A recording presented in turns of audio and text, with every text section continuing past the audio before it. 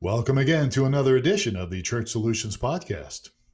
My name is Steve Lacy. And my name is Phil Thompson. Michael Gray is not with us today, but it's Steve and I, as it has been for decades and decades. Steve, how are you today?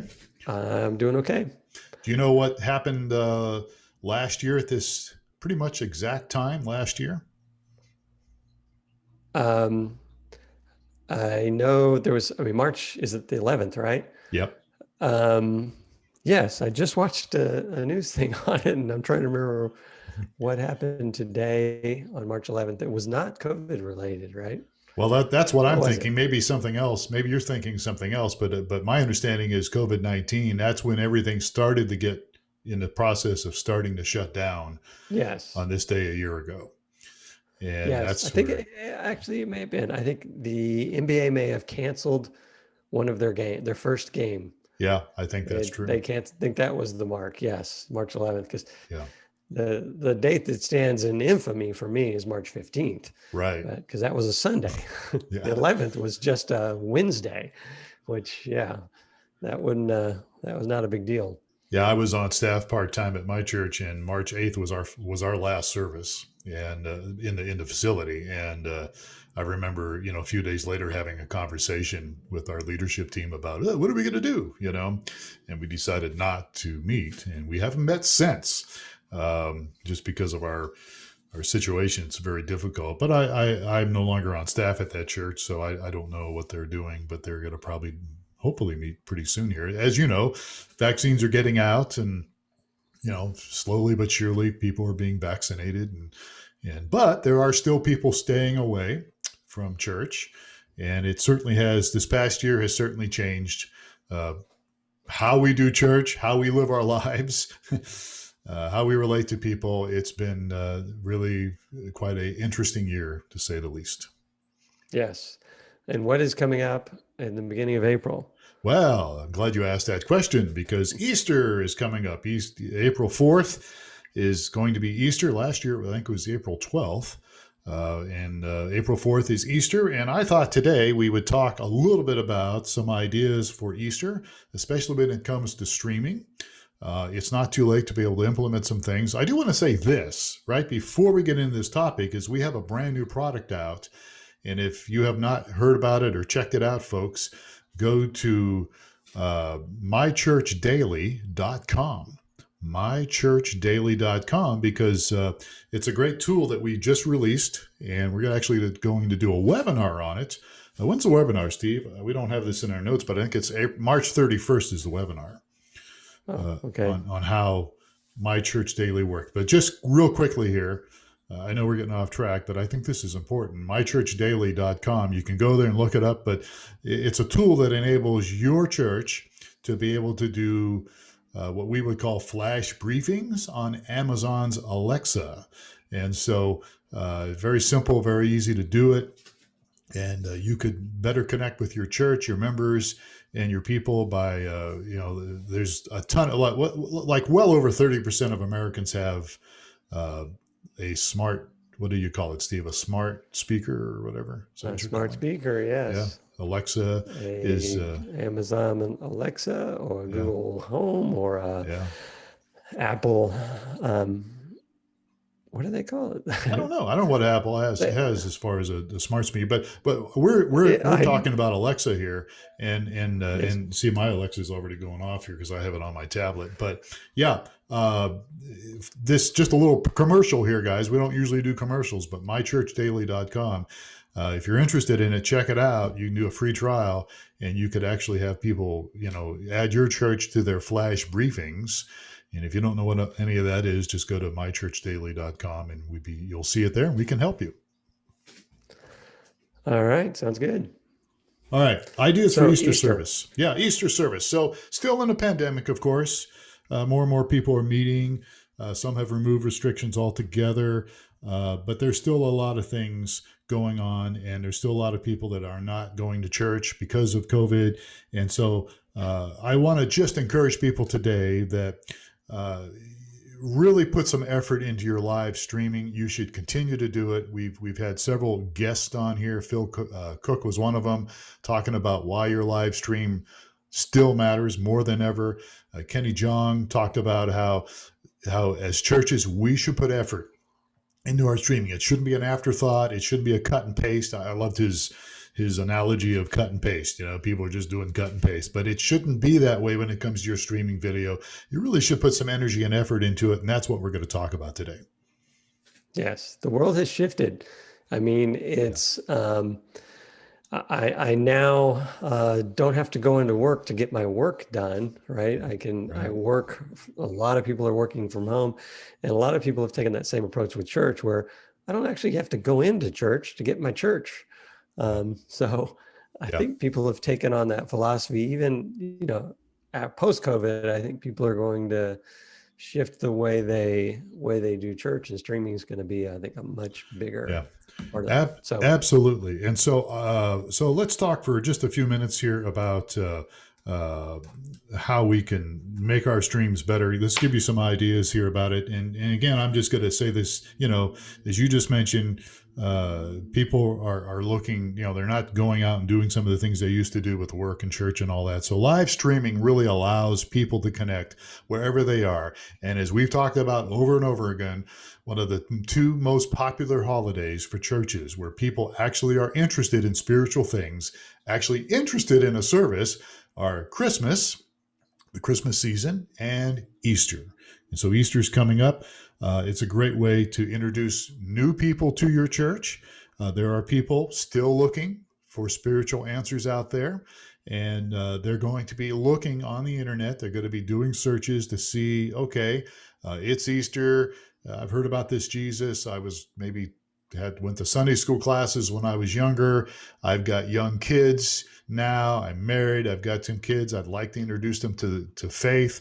Where would I do that? How could I do that? They're going to be looking for your church. They're going to be looking for your stream. And so it's more important than ever to really have some streaming video that really connects with people. It's not just an afterthought. And again, as I have here in my little notes that I gave you, Steve, and we'll actually post this in a blog, streaming allows people who are maybe outside of your church, but in your community to really see what's happening inside your church. It's very important, a window into the church. And one of the things that, a lot of the problems that churches run into during the Easter season is, wow, we're going to have, I don't know, 1.5, 2x our numbers than we anticipated before. We need to make sure the facilities, we have room for people to sit and all that stuff. And when you go the streaming route, you have an unlimited audience size that you can accommodate. Yeah. So there's no constraints there. Yeah. And look, streaming is a great opportunity, not just for people to watch your service, but to get involved in your church, even if they're at home. They can get involved with different groups. If you do online groups, they can give and support your church financially. Even if they're not going in the door, they can be a part of different activities and events, and really it's an opportunity for people not just to watch a service, but to grow spiritually. And again, I'm going to beat this over the hammer with a hammer here during this whole podcast. And that is take it seriously. I mean, really put some energy into what you guys are doing. And if you do that, you're going to see some benefits. So let's talk a little bit about some ideas that you could incorporate for Easter, coming up to Easter here, as well as beyond, shall we? Sure, sounds good. So I think if I'm following your notes properly, first tip is to find a way to make the streaming service a bit more interactive. Yeah, interactive. And so that involves not just your streaming service, but that involves, your bulletins, your programs. You can email those out to people that are part of your congregation now, or people that might be interested. You can do what I would call digital bulletins, which is all part of the whole streaming thing. You can get people to be involved, to maybe you could even send out little invitations to people, digital invitations. and put something in there that's helped them. It's not just a one-way street; it can be a two-way street. And of course, as we know, you and I know, streamingchurch.tv, one of our companies, our products. I say that like one of our companies. I say that like we're a billion dollar corporation. We're not. But one of our products, streamingchurch.tv, has a very, very interactive platform that you should take advantage of. I mean, I know there's other things out there. Church Online has an interactive platform, right? That they probably stole from us years ago. But I'm being facetious. So they're really good guys. We like the guys from Life Church, but you want to have something that's interactive. So I always encourage people to be interactive. And if you're doing video only, like with us, it's just a click of the mouse. You can go video only, or you can have interactive. I did suggest that if you're doing video only and you happen to be with us, change it to interactive, at least for Easter.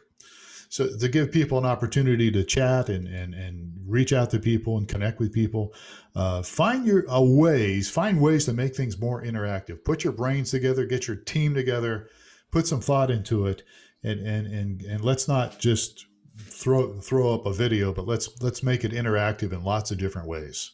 Yeah, I think of this analogy that you had a church and you had people coming in for Easter Sunday morning, and as they walked through the door, you had to put a hood over their head and put some tape on their mouths and said, "Welcome to our service. Go." You can watch, but you cannot participate. Tie their hands behind their back, set everybody up. I mean, you would never think of doing that. So you kind of do a similar thing when you go with just video only, or you just have just the video and you don't allow people to participate. I mean, a lot of people would be concerned with, well, maybe they'll misbehave. I'm like, well, maybe they'll misbehave in church too, but they're gonna, you can control it. If somebody, I mean, you can block people with our company. You can block people.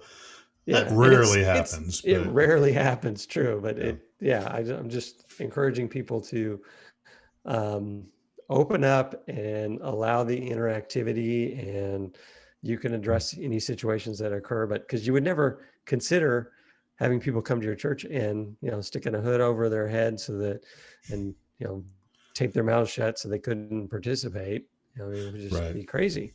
Yeah. And when we talk about interaction, I mean, you really ought to have a host, or maybe a couple hosts, especially around Easter, to ask some questions, that would stimulate interactivity, would stimulate people to respond. Put some, again, I'm going to hit this over the head over and over again. Put some energy into what you're doing here. Not just Easter, although that's important, but moving along. All right. So the other thing too is when we talk about streaming video, you can create some shareable video invitations for your Easter. So you could do it's so easy now, so easy to take your phone out and have somebody with your pastor do a 30-second video on the phone and upload it, send it out in your email, put it on your website, but get it to places where people are, social media, and a little 30-second or 60-second clip with the pastor inviting people to come to Easter, talking about maybe specifically what you're going to speak about regarding Easter. It's not that hard to do. I mean, I was doing it 10 or 12 years ago with your guy, Jeff, Jeff Love, who we just had on here recently. I'd just go in his office and do a little clip, and then we'd get it up there ready to go. So give people an opportunity to share what you post. So, you can put it and make it shareable, make it so that other people can get the word out, because I think sometimes we always feel like it's up to us, the church staff, to get the word out. Well, yes, but there's other people in your congregation that if you give them tools, give them things that they can share, and encourage them to share it, they will. And it will multiply, your outreach, so to speak. So you've got a note in here that I'll have to ask you about, so I'm not sure I completely understand about, including a clip of your former members. Well, what I say by that is, we're here in Tucson, and we are pretty transient here in Tucson. So we have people, I have friends that were part of my church and now they're no longer part of my church because they moved away, not because they were angry or they're mad. I mean, I'm sure there's people like that too, but yeah. And when I was pastoring in Kansas, I pastored in Junction City, Kansas, right by Fort Riley. We had an influx of people all the time. People would come, people would go, people, and I still, like, I'm on Facebook, and I still have lots of people that were part of my church in Legacy Community Church in Junction City, who, because of the military or something else, have moved away. And they're all over the country, all over the world. So what I'm getting at is, if you've got some close friends there that you've connected with over the years, have them do a little video clip or something saying, hey, I sure miss you guys at a live church in Tucson. I'm now living in Missouri. But I sure miss you guys, and I, it was such a great experience when we had Easter 5 years ago, or something like that. Again, I'm just throwing some ideas out here Uh-huh. to break the monotony a little bit, because, and there's going to be other people that will know those people, and, oh yeah, Right. I remember Jill and Blake. Yeah, I haven't seen them in years. Yeah, and so you're saying include that in the message, a You clip could from. you could just make it a different. You could include it, or you could just add it to what you're doing. I mean, ideally, when I wrote this blog, it's going to be on. I wrote it a while back, and ideally, it's good to do this, a couple of weeks before Easter, at least. But you could take whatever you want and be creative with it. I mean, you don't have to. We're sharing ideas for Easter, but you could use this stuff all year that we're talking about. Yeah, I really like the next one on the list, that where you create a video montage where you Right. Yeah. solicit some responses to Hmm. a common, ask them to finish a sentence, because the tomb is empty, dot, dot, dot, and Right. ask a bunch of people. Those are always interesting. And so Yeah. record a 5 to 10 second response. So you get a variety of different people flashing on the screen and different viewpoints. And Yeah. those, I know our churches use that as part of Right. their service in the Yeah. past Yeah, before. I think that's where I stole that idea. It might have been my idea originally. I don't know. Maybe they stole it from me. But I'm again being funny here. But again, this is not hard to do. What you're saying, to get, you can go in the lobby, you can go in different people, and you would do this obviously, ideally, weeks ahead of time. But Right. you could take your phone and you could get somebody to answer a quick question, like, because the tomb is empty, I feel free now, or I feel less guilt, or, whatever they say. And the editing, okay, the editing might take a little bit more energy, but you can take those clips from your phone and you can upload them somewhere, and then you can use a free editor and you can put them together. I mean, I've done that at my church where I used to be at here. We even did that with pictures. We did a deal years ago for Christmas. And you might, if your church has done a lot of Easter events in the past, I emphasize in the past because of COVID, but if you've taken a lot of pictures at Easter celebrations in the past and you've got those on file somewhere, you could even put those in a video and just run a little video, almost like a PowerPoint, so to speak. And you could show, pictures of people from 5, 6, 10 years ago or more. So, the sky is the limit here. It doesn't always have to be a video clip, what we just talked about, but it could just be images that would flash across the screen when people were watching it. And again, all this stuff is designed to, stimulate people to, like, oh, yeah, that was fun back then, and maybe they can't come to the service because of COVID or another reason, but they could still watch online. And again, you're putting energy and effort into what you're trying to do here. All right, sounds good. And you got one more point here about send video discussion questions. What Yeah, is? yeah. Again, Tell me more. well, so you could whet people's appetite by giving your members a way to discuss topics with some open-ended questions. About Easter, maybe during this whole pandemic. Again, just asking people to discuss things, some questions that would stimulate some discussion, some activity, some thinking here.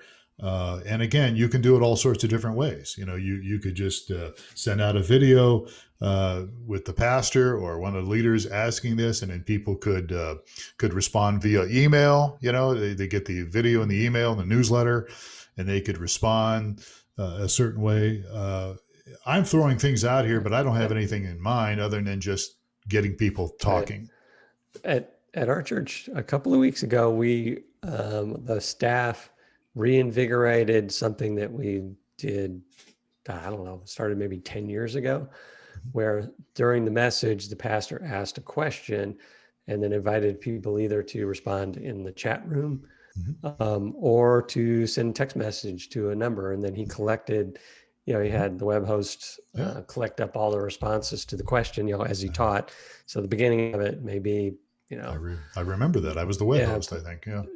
Yeah. So anyway, they reintroduced the text message piece, and then now they can include the chat, which makes it even easier. But it's just a way.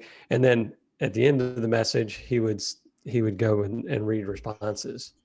Yeah, absolutely. It's really moving, and it really tunes people in. As soon as he gets back, okay, I've got 8 responses from people from the question we asked in the beginning, and everyone's ears perked up. And they go, "Oh, is he going to read mine?" Or let's hear what people are saying. So it's always a good way to have that interactivity going within the service. And there's a ton of different ways, especially with streaming. It's just super easy because you just say, the pastor just through the message say, just type it right in the chat room, and we'll collect up all your responses and report back at the end. Yeah, that's I forgot about that. I don't know why I didn't put that in there. I was thinking you could send this out, in email or social media. But yeah, you could certainly do it live.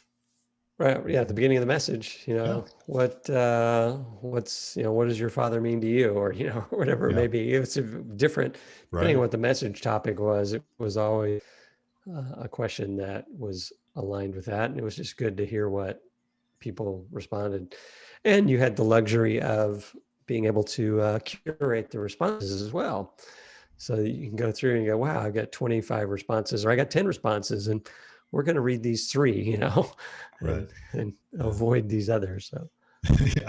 Yeah. Well, and again, what we're talking about here is interactivity, right? We're talking about getting people involved. And you can stream your services live. You can do these things that we talked about ahead of time, with emails and social media, and then you can get them involved while they're watching the stream. And it's just a better way to connect with people and to keep people connected. And I would really encourage people, again, to put some thought into this. You've still got plenty of time to do this, and then keep it going after Easter. You could still do some of these things after Easter. You can do follow-up. I mean, with us, we have a follow-up tool that's great with streamingchurch.tv, and you can follow up with them using our follow-up tool. And this is a great opportunity, even if it's COVID, and we're starting to come out of this a little bit now with the pandemic, but there's still people that are not showing up the church because of what's happened the past year. And so this is an ideal opportunity. It's Easter. Christmas is another opportunity, as we mentioned at the beginning of the podcast here. These are things that you should take advantage of as leaders in your church, volunteer leaders, pastors, people on your leadership team. If you're on the board, take advantage of these opportunities to connect with people. Because if you connect with people, it does something. We were talking the other day, I think it was on another podcast, weren't we, with Jeff, about, why are some people been Christians for a long time? And you'd mentioned something about, I'm glad I had friends that were Christians that encouraged me, something like that, you said.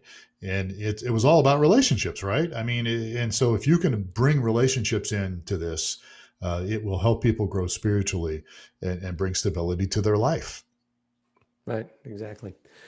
Yeah, I agree. The topic was maintaining your faith from childhood through adulthood. So, and relationships are key to that. Really anyway, all right. So, all right, good deal. We're done here. The end of our notes here. We're done. Want to remind people, mychurchdaily.com. Look it up. Google it. Well, you don't have to Google, just type in mychurchdaily.com.